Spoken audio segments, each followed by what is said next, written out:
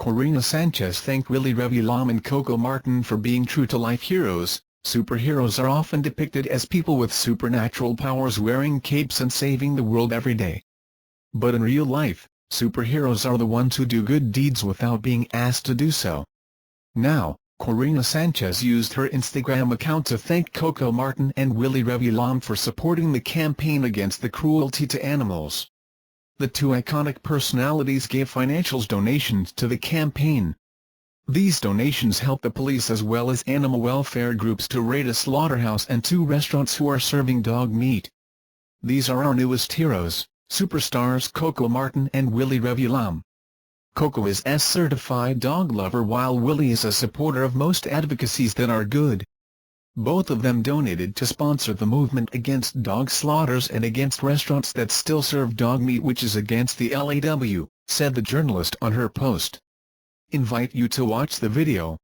Caught on cam, ruthless killing of a pedicab driver who already surrendered to the police goes viral online. The footage of a pedicab driver who was shot by the police officers multiple times has been making the rounds on social media sites. The said pedicab driver was heard shouting that he is already willing to surrender. Susuko Nako, the pedicab driver, Eric shouted as the police officers cornered him inside the small house. The Pasay Police of the Philippine National Police chased down the suspect, who is identified as the 20-year-old Eric Sisson. Si Rachel sa mga pulis Pasay. Bakit ganun ginawa nila sa asawa ko? Sumuko na nga po asawa ko eh. Hindi po nila... Eric was first spotted in their house. Then he used their roof to try to escape the police officers. But then he was cornered in one of the neighbors. According to the neighbors, Eric is not using or pushing drugs. He does not even hold a gun when the chase down happened. The wife mourns for the loss of her husband, saying, "Bakit ganon yung ginawa nila sa asawa ko? Sumuko na pero hindi nila binigyan ng chance." Invite you to watch the video. Woman posted a video online looking for man who escaped after having a one-night stand with her. A man in Hong Kong is in trouble because a gorgeous woman is looking for him after leaving her in a one-night stand. The video of the woman immediately went viral on social media sites as she threatened to reveal the identity of the man whom she spent the night with.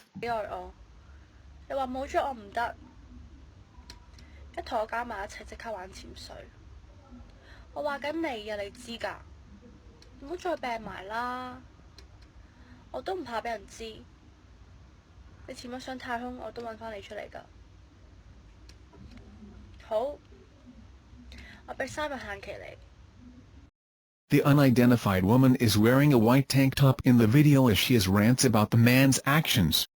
The desperate woman urged the man to stop avoiding her. The woman gave a deadline of 3 days to appear in front of her, or else she will be exposing his face in his next video. Invite you to watch the video. Duterte: "I'd like to beat up whoever grabbed Scarborough. He won't pick a fight with China, but he would happily beat up the one who sees Panatag, Scarborough, Shoal if given the chance," President Duterte said yesterday. Addressing soldiers at Camp Kapinpin in Tanay, Duterte said that while he would not insist on making China follow the ruling of the UN-backed arbitral court in The Hague favoring the Philippine position on the West Philippine Sea, he made clear it would be bloody if the Chinese make further attempts to trample on Philippine sovereignty. Yung Kumuha ng Scarborough yun ang gusto ko upakan, whoever sees Scarborough Shoal, that's the one I want to punch, Duterte said. "We will not raise hell now because of the judgment, but there will come a time that we have to do some reckoning about this," he said. He called on Beijing to show good faith and to foster good relations with the Philippines. "I hope China is dealing with us in good faith. They seem to be conciliatory. We're not insisting on arbitral judgment. I know they're listening to us now, they can monitor us through satellite," he said. "But they better come up with what they really want. Because whether we like it or not, that arbitral judgment would be insisted, not only by the Philippines but the whole countries here in Southeast Asia," he said. He stressed China would pay a high price if it dares to attack the Philippines. "I am sure, I guarantee them, kung kayo pumasak dito, if you come here, it will be bloody. And we will not give it to them easily. It will be the bones of our soldiers pati na sa kinay sali niyo, include even mine, he said. We'll not allow any country to bamboozle us. We'll not allow it, Duterte added. He noted that other claimant countries such as Vietnam, Thailand, Malaysia and Brunei might also use the UN ruling to further assert their rights in areas where they have conflict with China. Even the United States, which is an ally, would definitely prod the Philippines to use the UN ruling to assert the country's position, the president added. But we will chart our own course in the national interest of this country, he said. Duterte's challenge to Beijing came as the latter was offering to help the country rehabilitate military camps and boost the weapons capability of the Philippine National Police. PNP Chief Director General Ronald De La Rosa has been invited to China, the president noted. The problem is, what about us? What about the issue between us? We will not raise hell now because of the judgment, but there will come a time that we have to do some reckoning about this, he said. He said his administration is committed to modernizing the armed forces. We just have to spruce up your arms and your training and everything. We'll take in more men so we can defend our motherland.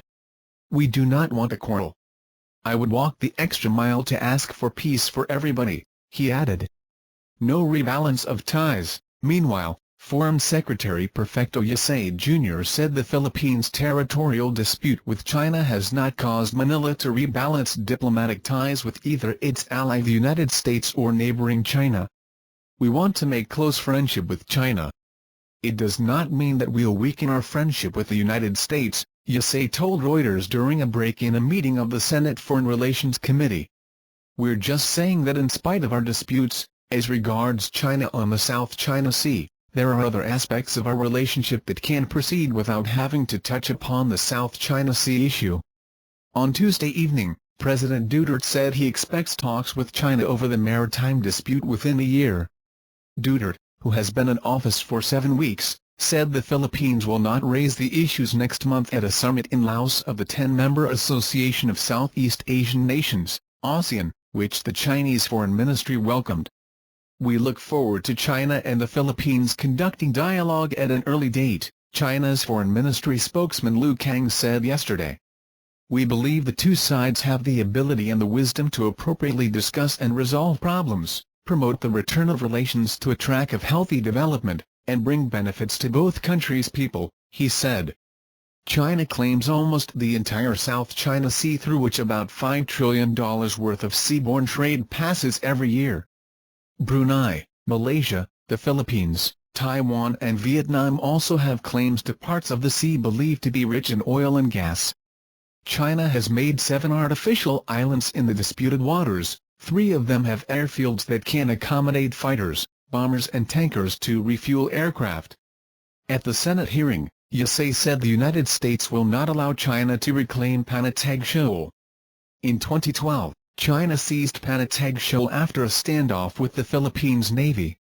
Invite you to watch the video. 14-year-old guy was beheaded by his own drug-crazed uncle.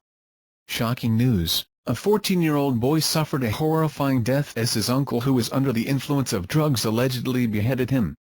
The incident happened in San Jose, Del Monte, Bulacan, where the father found the head of his 14-year-old son buried beside a stream. It happened around 7 p.m. when the suspect chased the victim. 3 hours after, the victim's body was found full of stabs. His head was missing. Hindi to Kagagawan ng Hindi Baliti ba? Dito na siya kinumpronta ng kanyang pinsan. Kung Machino po yung tao, gagawin niya ba ito? The father of the victim said. Believe not to sa droga, he concluded.